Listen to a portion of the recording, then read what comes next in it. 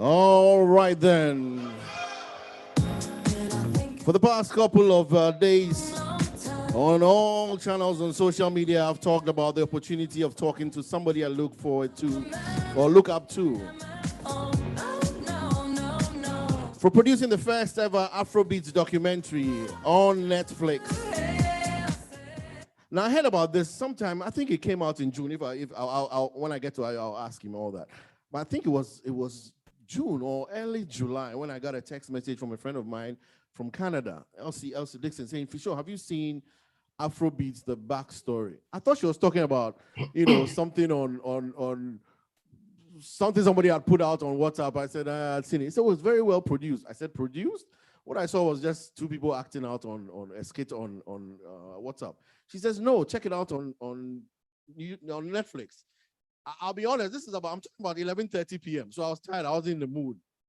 And then I checked out just a few minutes of the first episode, and then I was wowed. Ayo, thank you very much for being with us today. Good evening, sir. Welcome to the program. Thanks for having me. Can you hear me well? Yes, I can hear you loud and clear. Man, I have to say, first of all, I've been enjoying the music. You see, the music that you've been playing, brings back memories from my youth, especially some of the tracks that I used to do breakdancing. Hey, did you document those? Because I know you record everything you've ever done. That was in high school, so I haven't started doing documentary then. But I wish I did. That's cool. So, I mean, I started watching it and then I was enthralled. Now, I thought it would be something current. And when I say current, I thought it would cover maybe the last 5 years. And then I realized, no, you actually did material from, I don't know how far back. Yes. But I was shocked because, and I'll tell you a little bit about me. Back in 1990 or 91, somebody hired me to do a documentary on the beginning of high life, the evolution of high life in Ghana. And it was tough, I won't lie. It was tough. I didn't even know where to start.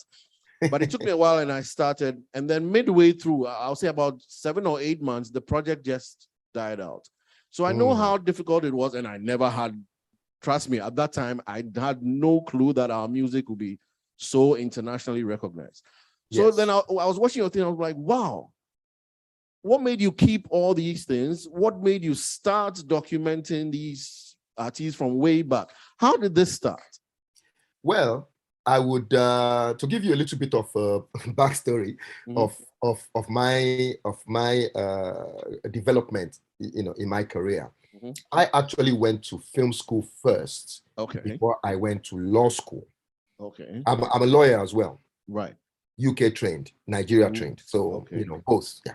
So I went to film school in America, in Florida, in Fort Lauderdale.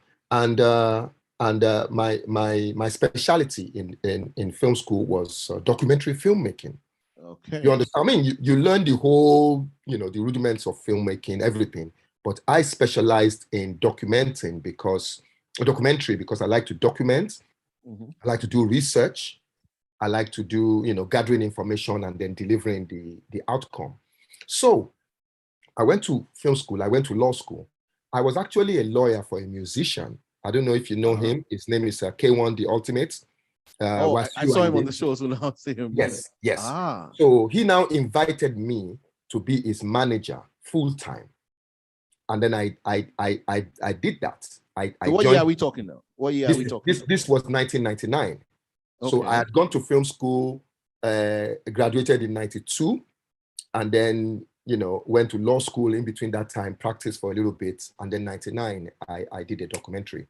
I started working with K1 The Ultimate. Anyway, long story short, I said to him, to King Wasiu, I said, I will accept to be your manager, because I wanted to travel with him, travel the world. It's a new adventure for me. I thought I would do it for just a couple of years. So I said to him, I said, I am going to be recording everything that we do, if you don't mind. I mean, I'll be doing my work, but when I'm less busy, on the flights, I'll be recording. And he said, okay.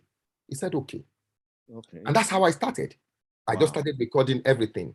Now, after my a time with K1 The Ultimate, I had become involved in the Nigerian music scene, where I had met people coming up, the hip hop guys, and then I started managing another group like that.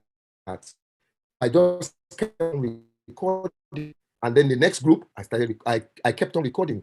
By 2005, which is about 6 years after, I had a bunch of tapes that I have recorded. Wow. So I just thought, okay, this kind of like might become something later. So since then, I just continued recording. Everything I was doing, I recorded from 1999 to 2019. So that's 20 years of my career. Wow. So that's how it happened. It started unintentionally, but it became intentional midway through. So that's how with the rise of it all, you could see something was coming, and you had proof. My brother, I did not. You mentioned something just now when you were playing some of the old R&B classics. You said back in the days in Ghana, and it's the same thing in Nigeria, where I grew up. You said back in the days, these are the music that you will hear in the clubs. Yeah. But you will not even hear any of our music.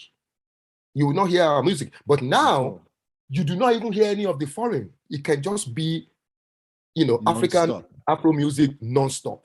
Yeah. It's the same thing that happened in Nigeria.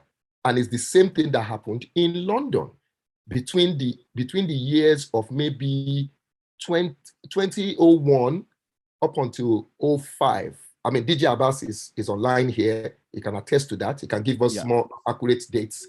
But it happened in London as well. And I will tell you, it happened between me and Abass. Abass being a DJ, I was a TV producer. We were producing a TV show. So we were playing a lot of videos on TV. Abass was playing in the clubs. And then on the Ghanaian side, people like Radical D, Dennis, 90%, Moscam, all the, I mean, Paul is here as well. He can attest to it, playing shows at, different venues, mix of Nigeria, Ghana, Sierra Leone, everybody, but mainly Nigeria, Ghana. So that thing happened in London as well. So it's happening in Ghana, it's happening in Nigeria, it's happening in London. That's the triangle. So this is where we are today. Wow. Wow. Now, there's something that you stressed very, very often in the show. Yes. And you said it so many times, I started thinking, wow, this must be very important. The letter S. The letter S. Yes. Why was this so important to you to let your listeners distinguish the difference between Afrobeat and Afrobeats? Well, there is a difference, first of all. And over time, over the last, maybe the term Afrobeats with the S started emanating from London around that, 2010, 2011, up until now. And people, I personally did not like the name because I thought it was too close to Afrobeat, which is Fela's music. Type of music. Yes. But when they started calling it beats, I didn't like it. I thought maybe it was too cheap just to add an S. But people over time, up until now, some people don't even know there's a difference. At all. Yeah, they don't know. I've been reading so many articles, they will mention Afrobeat in one paragraph, they will mention Afrobeats in another paragraph. People don't know. So I wanted to stress it that Afrobeats is the modern music that our children, the kids now are calling it.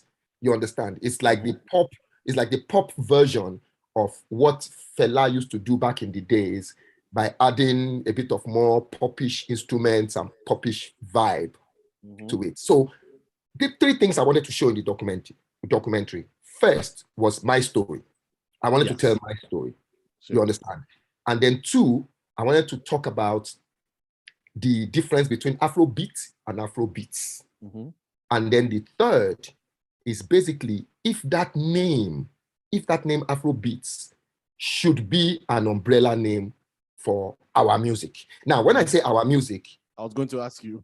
I myself don't even know who is included in our music. Because for me, my brother, you know, if you watch the documentary, well, you have watched the documentary. If anybody else is listening and watch the documentary, through my research, through my informed opinion, through my education, through my participating in everything, I believe that this thing is between us. As in, when I say us, Nigeria and Ghana. Yeah, Ghana, Nigeria. You understand? Ghana, Nigeria. Oh, you want to put Ghana first, Charlie? Oh. You know, when a Nigerian says Nigeria and Ghana, a Ghanaian says Ghana, Nigeria. Well, I'm using your documentary.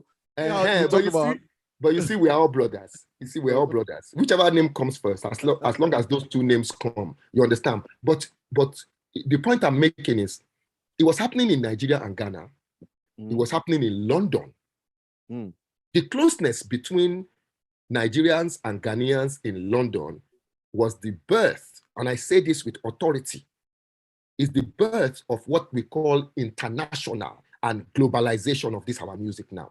Because we were the first people to put it out to people outside of the home country.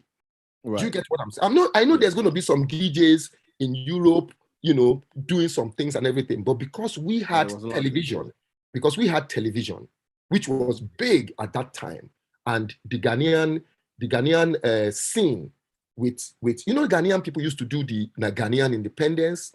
They used to do Akwaboah. These are the people that I give kudos to. People like Akwaboah, you know. So we just happened to be, we knew Dennis, DJ Abass, DJ Dennis, DJ Abrante, you know, the DJs kind of like mixed together. And there's a DJ in like London called DJ Jimmy, the bald-headed guy. He was the one. Yeah, he was the one that brought a lot of Ghanaian music to the Nigerian scene. Happy Bae. Oh no, I don't understand. I don't understand Ghanaian language, but I can sing the song. Oh yeah, it's like me. You know, I listen to a whole lot of Nigeria, but we don't really understand everything. But the beat just gets to us. It's the same thing. So they are bringing the melody, we are bringing the swag, and everything was joined together. You know, Oba Kukuntiba. Brother, I know this name. And then I met, and then at the Ghanaian independence, I think of 2003 or 2002, we went to Stratford Rex. If the London people are in this forum, they will know what I'm talking about. Paul is here. Yeah. We went to the Stratford Rex. DJ Jimmy said, let's go to the Nigerian independence. Let's go and record just for content. Let's go and get some content. So we went there, you know, I remember Dentar was there, Avis, all these people, Akwaboah, all these our people. So they gave us access to film. And guess what? The star of the show that night that they brought from Ghana, well, they brought from wherever it was then, because, you know, Reggie is all over the place, was Reggie Rockstone. So when Reggie Rockstone was performing, he was performing Eye Modana. Hey. Did I get that right? Correctly. So Reggie Rockstone was performing Eye Modana. And what I could pick up in my ear, even though I was filming, was that tent. I said to Jimmy, I said, that's Fela, that's Shakara. Yep. That's Shakara by Fela. But now, I now realize that what he was doing was fusing Afrobeat with what he was doing. I didn't know the name then. So after the show, and then he did that other song. What's that other song? Pumpy, pumpy, pipi, pipi, pom, pom. I love Reggie so much. I love Reggie so much. So after the show, we now sat down and we now did an interview. So the first question I asked Reggie was, you know, you used the, I noticed a bit of Fela sample and everything. He said, oh, I love Fela, you know, Ghana, Nigeria link up was good. And he said, he used the word hiplife. Yes. I said, wow. He said, that's what is hiplife. Hip hop and high life. High life. And I thought that was so fantastic. So, you know, we joined, you know, with him. We brought Reggie on our show. You know, we became friends. We all that kind of stuff. So now, I'm still recording my documentary then. I'm still recording footage for my documentary. So I now thought, this is definitely going to be something. This is definitely going to be something. Like that night, I don't think I listened to any foreign that night, except for a lot of Reggie, a lot of Oboah, a lot of TikTok hasn't really come out then. A lot of I've forgotten the guy's name. The guy that did Nakabede na yeah. Nana Champong and Nana Champong. All those, So I mean, there was a lot of African music mixed and then everything. So I noticed that something was going on then, and that is where we are today. This is where we are today. Nigeria, Ghana, or Nigeria, Ghana, or Ghana, Nigeria. Or Ghana, Nigeria, depends on who is saying it. It's funny how, I was watching the documentary, and then you did give a lot of credit to Ghana, though. You talked about, and that's Paul right there watching you live on your screen. Representing London. That's our guy. That's our Ghanaian brother. There we go. I hope I can get DJ Abass too. Abass, I know Abass through Zoom when we started listening on Zoom. But until your documentary, I didn't realize how big Abass was and his influence in Afrobeats coming up. So that's cool as well. I hope I get him on there. Yes. So I was watching, and you did give Ghana a lot of credit in there. You talked about the influence on Ghana's music, on Nigeria's music.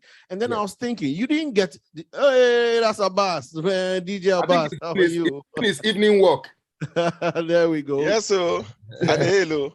You didn't, I don't know if you got any flack for that, because I'm coming back maybe 2-3 years ago, Mr. Easy, one of these young Nigerian artists, and I think Easy either stayed in Ghana for a little bit or maybe dated. Oh, he went to school in Ghana. He went to school. Oh, I see.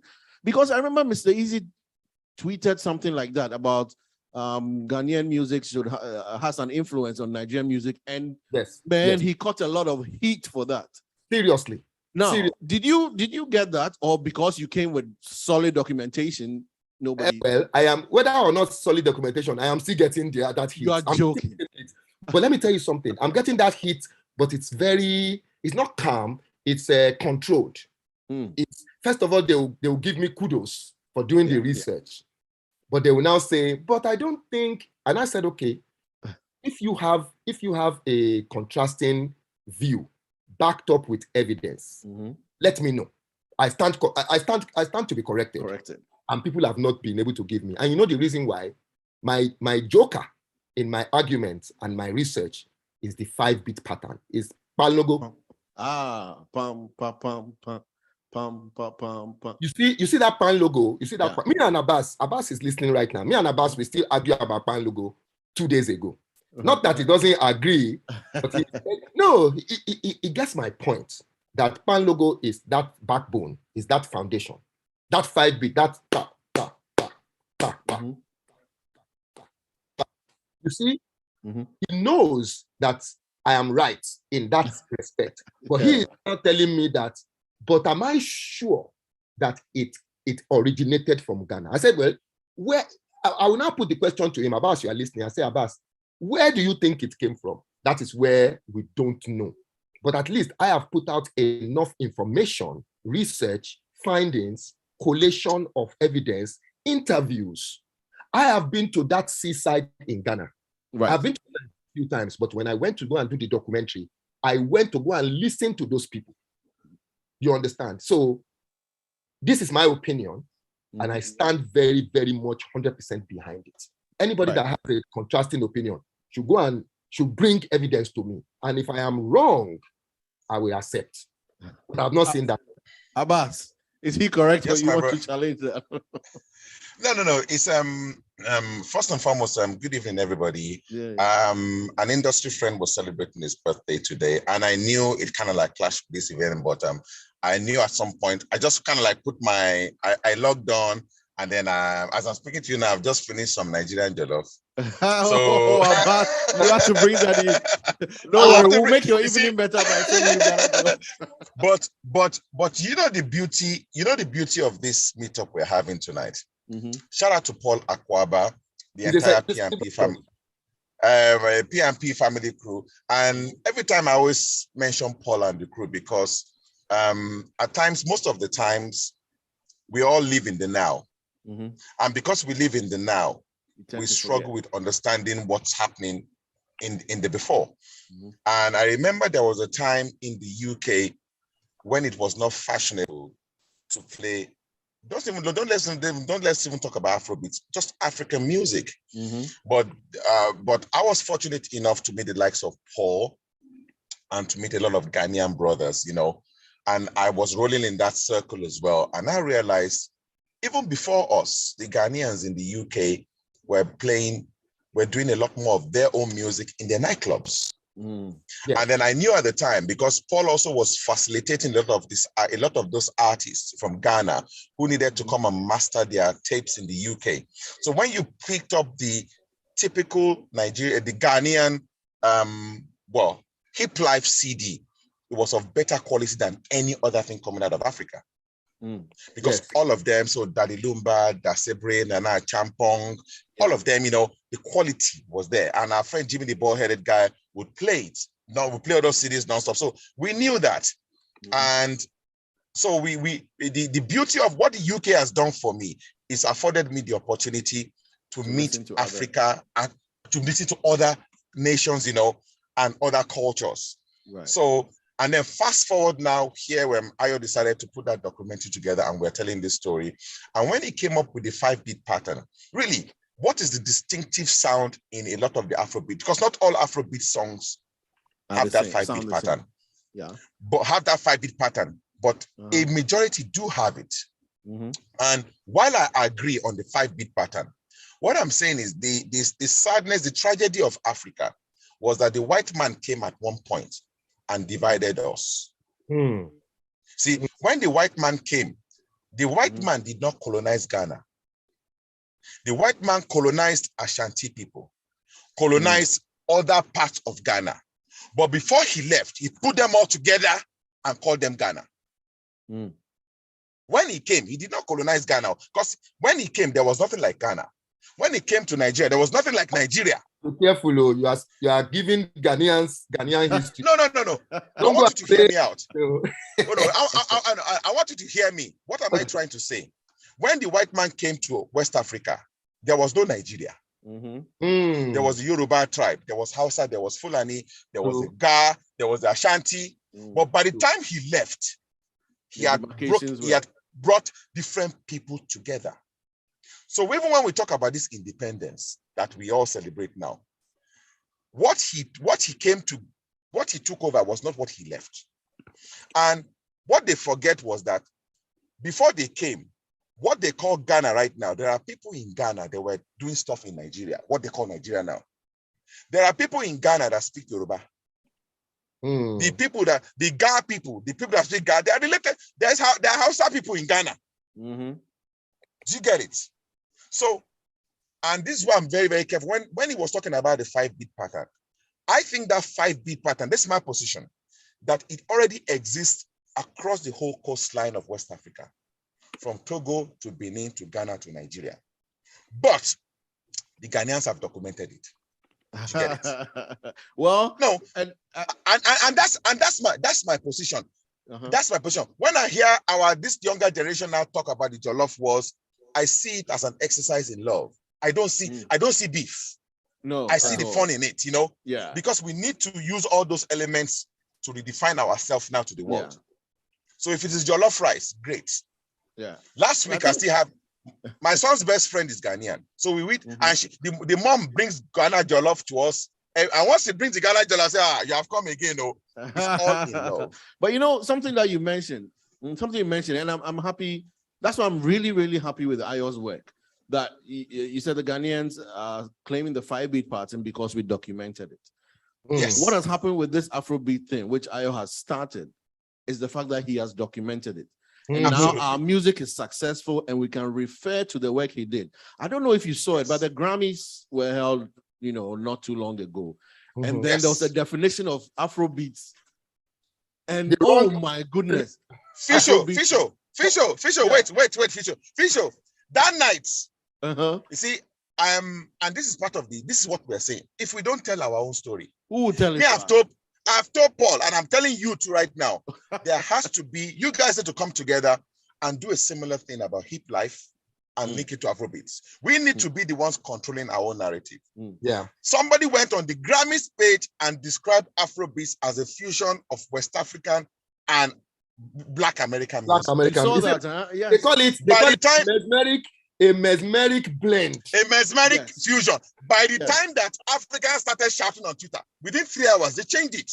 But if you they changed it. But if you now go into the body of the tweet, which included a story link, they were now saying that some already established music genres were subgenres of Afro. These people don't know. They don't know nothing. But if we don't take control of the narrative, because right now we don't have excuse. So we have the media, we have the platforms, we have people who are knowledgeable, we have people that understand the history. If we don't tell that story, you get it. And it is very, very important for us as Nigerians, as Ghanaians, as Sierra Leoneans, as Togolese, not to talk about the things that make us different, but talk about the things that unite us. Yes. We must do that religiously because we have more in common than what divides us. Yes. Yeah. Yes. That is absolutely key. So if it's this music thing, I remember when I used to take Ghanaian music from Paul, then, there was a time Ghana had its time, and then Afrobeats were, then Nigerian music will have its time, and then it will shift back to Ghana. There was a time, coming back. Abass, there was a time when it was all Ghana, to be quite honest. And there was a time. Are you telling me? I know now. As they put one music, the other one will come in. We were even speaking Ghanaian. We don't know Ghanaian language. Yeah. And then it changed. Yeah, it's all good though. It will always ebb and flow.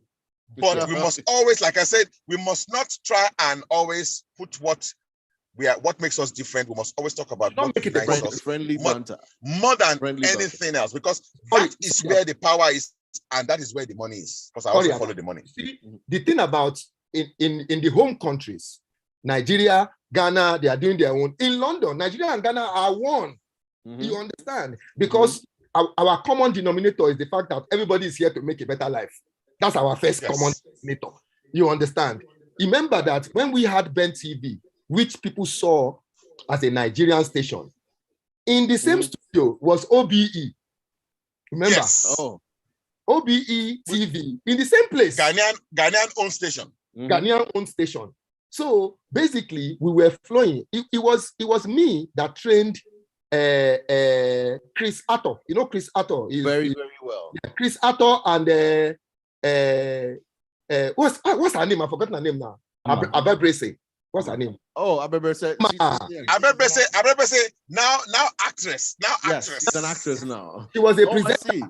They did not know. I'm Abass. Abass. Yes. Abass. You see, it was Chris Atto and Abass because we started doing live before then. Because when I realized that the same studio we can do live, I just switched to live because I have television experience. You understand? So it was me that was doing the training for Chris Atto and Ama, and then that time, then OBE. Is it OBE or what? Yes. No, and also when just imagine we were in Arsenal then, and then at one point we had to change club, so we left Ben, and then we moved to OBE. So you owe us. Story. You owe us about. No. We owe ourselves. We owe ourselves. So in London, there's no divide between Nigeria. No. Yes. Yes, there's no divide. We are all rolling. Paul is here. I will tell you. We are all rolling together. We go to each other's show. We promote each other's show. We do the DJs together. We do everything. So people don't know that unity of Nigeria and Ghana was very strong in London. Even if it was not in we eat each other's jollof rice. We eat each other's Wache is still my favorite Ghanaian. Finally, as we run down. You put it on everything. Okay, as we try to wind down, I know it's been, Ghana, Nigeria influence heavily in the Afrobeat documentary. Do you think if you were to redo it or edit it, do you think there'll be a little bit of like an Eastern African influence in the South African music influence in the? Let me answer that question in the future sense. I wanted to in the season 1, which is this one, the first 12 episodes, because my brother, this thing I could have done 20 episodes. I still have footage that I didn't use. Oh wow! So what I wanted to focus on season 1 was the development, the foundation, the backbone You understand? Even though some people are saying it's leaned towards Nigeria too much, but maybe that's because I'm Nigerian. You understand? And then of course with the UK, but I wanted to include, if you notice, I mean, I don't know how well you studied the documentary. Abass was giving all the different, the episode in episode 11, when we're talking about whether Afrobeats should be an umbrella name for all African music, and Abass said, not yet. And that not yet is thinking ahead. He said, because from different parts of Africa, there's Ndombolo, there's Kwaito, there's Abass, help me here. I'm running there's bongo music from Tanzania. There's pop music. There's pop music all across Africa. But should we classify everything as Afrobeats? So because remember, good question. You know, because Afrobeats emerged in that term. Afrobeats emerged in the UK to describe pop music of African extraction. Yes. So when hiplife is coming to UK for marketing purposes, it's easier to put it under Afrobeats. If Nigeria pop is coming, it's easier. So if it's from Tanzania bongo music, it's easier. South Africa Kwaito. But then what you will notice right now is some genres are now popping out. Like Amapiano now. If you call Amapiano a sub-genre of Afrobeat, South Africa will go vexed for you. Of course. So we have to be careful about how the classification thing as well. So Ayo can't tell their story. They will have to tell their own story. Let me tell the story. Nobody can tell anybody's story. You tell your own story. Let me answer the question. So in season 1, I wanted to deal with the foundation and ingrain it into our consciousness. In season 2, which I'm going to start filming in October, November, I am now going to go to all other countries. I am not going to tell that story. Just like Abass just said. I will put the mic in. I'm going to find out all the influential people. I'm doing Diamond Platinums because Diamond Platinums is, to tell you, Diamond Platinum is doing Afrobeats. And I'll tell you. He's doing Afrobeats. He even has a song called Jeje. Jeje means easy, cool in Nigeria. Whether it means something else in his own language, but I know that he is conscious. Diamond Platinums is doing music video for his songs using top Nigerian actors to play a part. You get what I'm saying? So a lot of people are moving close to Afrobeat. A lot of people are staying out. And I want to go and feature all those people that are staying out and why.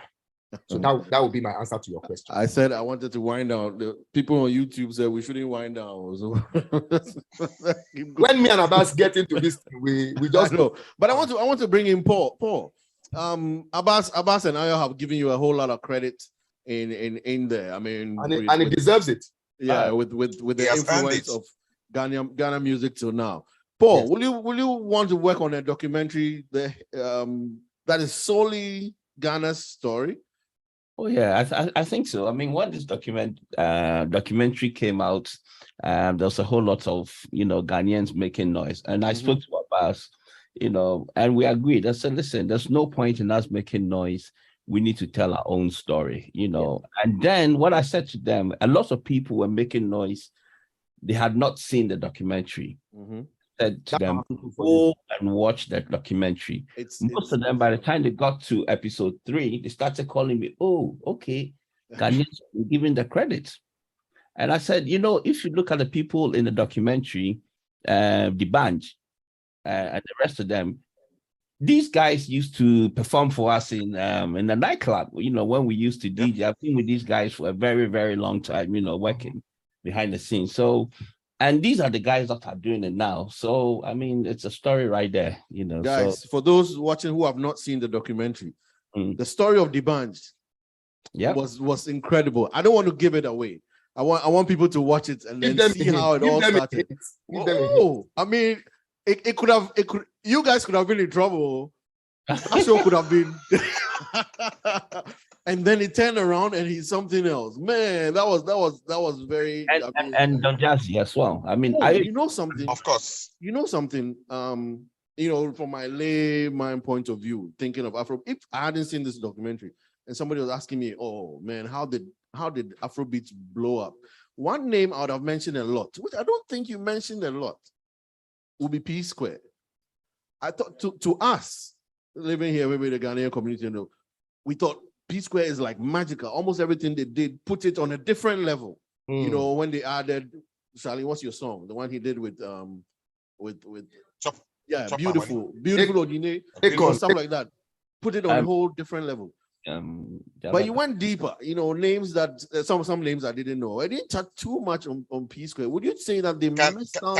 Can I drop Fisho? Can I drop something very quickly? And I know Ayo should be the one saying this, but I use money and picking to in Nigerian parlance to block them out.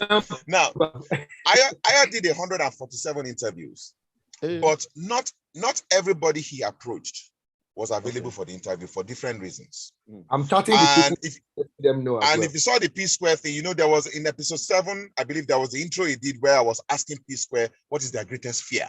Yes. They were saying that some people are saying that they will break up, that will never happen. Yes. But guess what happened? They broke up. You get it? Yeah. So and then, even when we could not get them, I had the clip that he could play. So there were some people, when some people say, some people were not touched. Look, 147 interviews, he didn't even use all.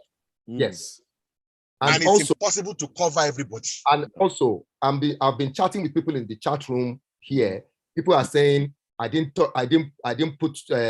do Reggie enough. Right. I didn't do this, I didn't do that. And I'm explaining to them in the chat room. I said, look, I went to Ghana. I already told some people that I'm coming. I had already messaged some people that I'm coming. Bolare, thank you very much, Mr. Bolare. Very, very, very good guy. And that was Paul's hookup, if I might just add very quickly as well. Bolare said to me, I sat in his office, even before I did my interview with him. He basically called and did e-introduction for me, for people like Sak, Akodie, for people like R2Bs, for people like all these people. And I talked, Shatawale. I chatted with them. But maybe they didn't know who I was. Yeah. They didn't understand what it was going. So they were like, okay, yeah, talk to my manager. And I did. I'm a music manager as well. But through the manager will ask a couple of questions. I'm like, look, this is what I'm doing. And then something did not happen. With Reggie. Reggie is known to me. I didn't even speak to any manager with Reggie. Reggie is known to me. So I said to Reggie, my brother, I said to him, I'm coming. We gave me a date. He said he was busy one day. It was the last day that I said, okay, Reggie, I'm going to leave the last 2 days for you. I will sit here I wasn't sitting, I went to Twist nightclub. Story. That's another story. So I sat for 2 days. On the day that I called Reggie in the morning, he said he had to go to Kumasi. I said, Reggie, my flight is so and so time. I will still wait for you. Whether I'll do you and then I'll go to the airport. But I couldn't get Reggie and he apologized. You understand? So people asking me in the chat room, I just couldn't get Reggie. The other people, Stoneboy, I love him. I love Stoneboy. I called Stoneboy. Stoneboy said I should come to his house. Very nice house, by the way. Swimming pool, everything. He said to his house. And he gave me a full interview and everything. I did Bolare. I did JMJ baby. That's what I call him till today. People like that. But I know the next time I'm going to go to Ghana to go and do season 2. We've seen a part 1 now. Everybody will now want to be in part 2. Yeah. Sometimes that fear but more importantly, I think it's absolutely important we have a version out of Ghana. Yes. There's no way we can do this thing and represent what Ghana, because what Ghana has is immense. Even if you go back to when we're talking high life, a lot of people tell you Ghana, high life originated in Ghana with E.T. Mensah. E.T. Mensah influenced the likes of Victor or Olaiya, Bobby Benson in Nigeria. So there's a lot of story to be told. And it's important that story is coming from the different sources. Yeah. And that's I wish I kept that documentary. I started working on stuff like that. And, I saw also that in the chat, somebody talked about E.T. Mensah, King Bruce and all that. There's a lot. And there's a guy called John, I can't remember. He's a white guy. And one of the foremost research on Ghanaian high life is done by a white guy. I know the guy. No, I know the guy. I'm trying to remember his name because if you watch some of there's some parts that he interviewed people like Teddy Osei. Yes. He interviewed like all these people. I got some clips from him. I know the guy. I think and I think I have his book somewhere. I took some of his footage and I licensed it. Yes. I can't explain it, but when I saw that, I was hurt. I was hurt. That our own story, we can't do it. And then the sad part, and I'm seeing that in some of the comments as well, that we are trying to get a documentary done. John Collins, that's the name. John Collins, that's his name. Yes, John Collins. Yes. And sometimes you wonder, was it easier for John Collins to get it done than if I was going to do it? Sometimes it's harder to get it. You are very right. Ayo, I think you now need to talk about your challenges. You see that John Collins that John Collins can walk into Ghana and some of your biggest acts were ready to talk to him. Oh, that's what I'm talking about to Abass. Yes. Look, so maybe Ayo needs to talk about the challenges he also faced in at times trying to get to some of these people. Ayo, if you can drop a little bit of that. I've just been chatting with people here. People are saying I did not go there. I did. That's why I mentioned Bolare just now. I spoke to Shatta direct. I spoke to Sark direct. Nothing against them, but maybe they just didn't know who I was. And they were a bit, but I'm telling you, it's the same thing in Nigeria. Is that what Fela told us back then about colonial mentality? You understand? If a white man comes to that's the reason why I had to make this documentary now. If a white man comes to Lagos now saying, oh, I am at a hotel, please, I need Nigerian artists to come, I'm doing a documentary for Netflix. Nigerian artists will queue up. Oh, wow, it's the same there too. They'll be doing turn by turn. When in my own country, Nigeria, I have seen people that have turned me down. I'm not going to mention their names. And I'm not saying Sark or Shatta turned me down. They didn't turn me down. We just couldn't get it together. But I have seen people in my own country that I have seen that they are doing white man documentary, white man interview, but they turned me down. So it's a bit of John Collins can walk. Excuse me. John Collins can walk into anywhere because he's a white man and he brings camera. You understand? Yeah. The reason why I wanted to get Sark is one of my favorites. I won't say Ghanaian artists, favorite artists, because he has that flow. I wanted to get Sarkodie because it's very important to the story I wanted to tell about Ghana. But I just couldn't get him. But then again, I see Sark, he would do them Diplo, all these people and everything. I'm saying, oh, it's okay. But now that they know who I am, they know I'm not just one random guy. Right. Next time I go to Ghana, I really want to do Sarkodie in Ghana because I know he's in London. I want to do him in Ghana. I want to walk down the street with him. I want to do, an authentic interview about him in his home country. So hopefully, if anybody knows Sark and is listening anonymously, definitely I would. Well, I think with the success of the first one, it should get relatively easier. You should give me a bit of calling. A bit of ginger. Don't worry. Don't worry. Paul can hook you up, so there are no problem at all. Yes. Paul said he's going to be in the documentary. Paul is the man. I only did the pictures of Paul in the documentary. Guys, this has been enjoyable. I knew it would be enjoyable. I didn't think it would be this fun. But thank you so much for this. So is there going to be a part 2? And when should we expect it? Part 1 took from 99 to 2019, then came out in 2022. Yeah, but part one is the recording. So I actually started editing and producing it 2019. But of course, 2020, 2021, COVID, everything, it made everything long. But Netflix wants me to deliver it by April or May of next year. So I start filming the interviews. I still have the footage. So I'll start filming by maybe October, November, and hopefully it should be around April, May of next year. I'm available for interview if you need to. No problem. This one, Seth, I know this thing that's going. This footage, keep this footage is part of this footage. And if I may add, we are not paying licensing fee for this footage, Joe. Hey, Sharp. One more thing I wanted to ask. Let me go back quickly and ask this one. Only for music. Yeah, what made you decide to approach Netflix? What did you think you had good quality that, man, I shouldn't make this a movie somewhere? Let me contact Netflix and see what I think. Okay, very, very good question to end the session. In 2019, I approached Netflix. I say I have a story. It's called Afrobeats, the backstory. I said I have the backstory of this Afrobeat that everybody's talking about. They were like, well, I said, I gave them a whole pitch deck. They said they liked the idea, but they won't take it on as what they call Netflix original. Right. Which in a way ended up being to my advantage.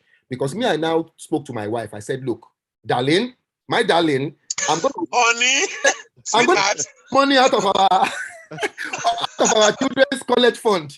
I said, my darling, I had to put on my good husband hat that day. I said, I want to take a big chunk of our money and go and do this thing. And then I went to go and do it with the help of people like Boomplay, Pepsi, Techno. I got a little sponsorship. So I made it. So what I did was I now sent Netflix a clip of some of the interviews and a clip of the old Don Jazzy clip that I have. Okay. So the guy now said, he said, that's Don Jazzy. I said, yes. He said, how did you get that? I said, no, I didn't get it. I filmed it. So the guy was now saying, oh, this is what you, I said, that's what I mean. He said, okay, let's talk. How many episodes do you have? At that time, I had already started editing to about maybe 9 episodes. So I said, I have 9 or 10. I didn't know it was going to end up in 12. But I said, I have 9 or 10. And he said, let us see it. And by the grace of God, by the time I finished it and I showed them the first 2 episodes, they were like, okay, let's talk. So that talk now ended up me being on Netflix without Netflix funding me. So I own footage. You own everything.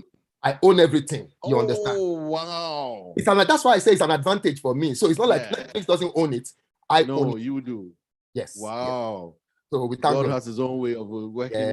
Yes. Working for us. Man, thank you. This has been brilliant. It has been eye-opening. It has been motivational.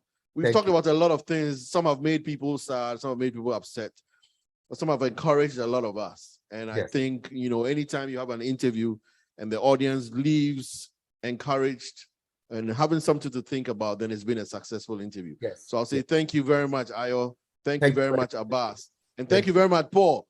Paul, I'm happy Paul's a guest today. Paul the enabler. He's the enabler. See all the setup of Paul. Look at Paul's setup. He has double screen. Hey. Paul. Super flexing. Abass and Ayo, we should invite you guys to the show on the 28th, by the way.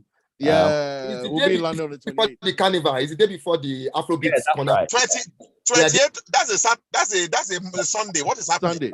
Sunday. Yeah, that's it. Sunday. Yeah, we're there. We're there. Yeah, let's do it. Let's do it. Let's do it. Let's do it. Okay. We'll keep in touch. All right, guys. Awesome. Thank you so much. Bless you plenty. One love. One love. Thank you, everybody. All right, then. Keep your eyes on the road. Reggie Rockstone put Ghana music on the map.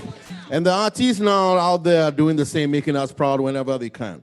So this weekend over in New York, when it was announced that there will be the SummerStage Music Festival, a lot of people were excited. Several artists on board, including our own Wiyaala and Shatawale.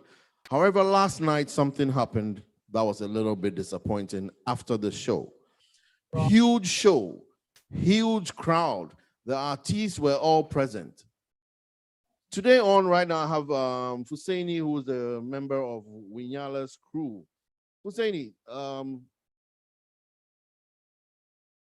let me ask you to unmute. Can you unmute on this one, please?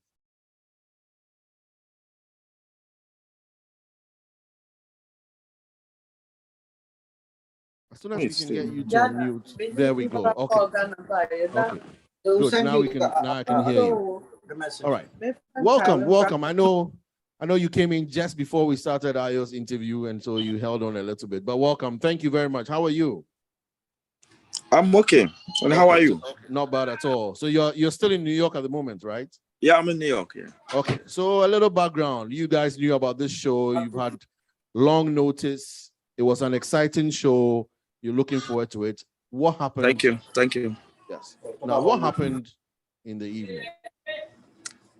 Oh, actually, okay. First of all, let me greet your viewers. The listeners, say hello to everybody and good evening, good afternoon. Okay. Yeah. What happened after our sound check? We're preparing on stage, and there's Hashim with one allergy came inside the dressing room, and Wiyaala called me that I should come. And I enter inside the dressing room, we start talking. Hashim and that allergy said they have a presentation that they want to give Wiyaala. But I think the New York broadcaster, the president, says he want to meet Wiyaala president. And she want to give the president the award or something like this on stage with Okay. Wiyaala and Shatta Wale together. So she's begging us when we finish, we should wait a little bit before Shatta Wale. When Shatta Wale is on stage, they're gonna give us the presents. And we so say, let me get this straight. So Wiyaala does her first, and then Shatta comes after, and then the presentation will be done to both artists immediately after Shatta is done. Okay. Yes, because they want to see a unity. Okay, good. Yeah, and I'm happy to hear when she say unity, and I'm happy because in our industry we need unity. Yeah. So I said, okay, after the show, in short, after the show, we are waiting to see what will happen. So the lady came, there's a guy called David, came to me and said, okay, are you guys ready? And Wiyaala called me. I said, okay, we are ready. So I step up to go forward on the stage. There's a guy standing on, I think it's Shatta Wale cruise, standing there. Then he pushed me up that I should go back. I said, I think the sound engineer, that white guy was there, and the guy asked him that I shouldn't do that. So I moved forward, and Wiyaala came and stand behind of me. So we are waiting. So the lady called. So when the lady called, I don't know. There's a talk in the stage. We don't know who is discussing something with the lady. So after they called Shatta Wale, and Shatta Wale collected the presents, and now they said there's no time. They can't call Wiyaala. Oh no. They said there's no time, blah, blah, blah, like this. I just, okay. Then So who was telling you there's no time, we can't call Wiyaala? The same guy who was trying to stop you going on stage? There, they said there's no time to call Wiyaala on stage to come for her presence. Yeah. And I said, okay. What happened? Because of you guys were standing here. Why can you do that? And you wanted to give my artist on backstage. Okay. So the citation for those listening, the show was in New York. The citation was for both Shatta Wale and Wiyaala promoting unity. It was being presented, a citation of merit presented by Vanessa Gibson. Vanessa Gibson is the president of the Bronx Bureau. And she was supposed to give the citation. Wiyaala and her team were prevented by somebody to get on stage. So when Vanessa is up on stage giving the citation, she gives it only to Shatta Wale. At this time, Wiyaala is off stage, has no idea what's going on. Because they should be receiving it together. So to those watching in the park, they see the citation just for Shatta. Yeah. Now this time, what are you doing? So now when they want us to give the award, I said, we don't want it. We don't need it. It's not because of this. We are here. We are here to perform. We are not expecting something like this. And you came and said you have something for us. And she even, I think the Alaji came with the certificate, show it to me that this is what they have for Wiyaala. And I said, okay, that's cool. So we are waiting, nothing. And then yesterday we left. We said we don't want it. But I think yesterday night around 1 a.m., Shatta Wale team, they called me yesterday night. And they are telling me that they don't know anything about what happened. They are innocent about what happened. They have no idea. So we should make sure that we mix everything. So we discussed. I think this morning, the whole morning, we talk about it between we and Shatta Wale. I saw Wiyaala's video yesterday about some coming. So it's about 2:15 a.m. here. And I was leaving. I was at a function somewhere and I saw her video. And she was very hurt. You know, usually she will just leave it or she won't mention it. She went live. It's not only Wiyaala, everybody. Yes. She went live. She was very, very hurt about this. Very, very embarrassed because she could have left. And she was actually told that, oh, okay, we can give you the citation backstage. And I think you said no. You can keep whatever it is, we're going. Now, who was the guy? That's the whole thing. Who was the guy who stopped you for going up on stage? Do you know what country? No, yesterday when I asked Hashim is telling me that they don't know the guy. But the guy speak Hausa with me. After that, the guy said, bro, sorry, I'm doing my work in Hausa. That's what the boy told me. bro, I'm sorry, I'm doing my work. Bro, I'm sorry. Nah, that mean that I'm doing my work. This is what they asked me to do. And who is the day? Who is he working for? He didn't tell you. No, once Shatawale came, he's among of them. They climbed the stage. So I even tell you what Hashim yesterday, even I talked to what Shatawale. I explained it to Shatawale. And Shatawale told me that he don't know the guy. That's what Shatawale told me yesterday, this morning, around 2 a.m. this morning, 2 a.m. The program that was supposed to show unity to the audience that was watching ended up dividing two artists who from Ghana.